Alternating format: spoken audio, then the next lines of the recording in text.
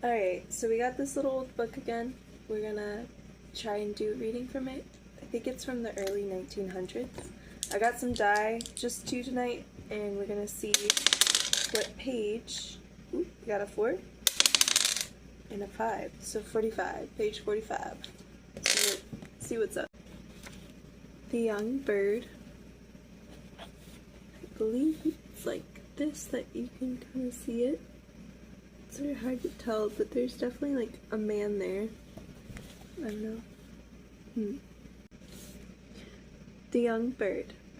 A gentleman walking in the woods met with a poor young bird who was not old enough to fly. Now what do you think this good man did with the bird? Did he kill him, or leave him to die alone? No, he kindly carried him home and fed and tended him with the greatest care, until he was old enough to fly, and then took him into the field and let him fly away.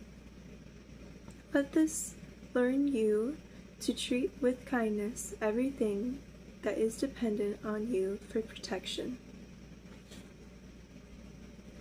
That's actually, I know it's old and all that, so it's kind of rough, but like, that's a good message.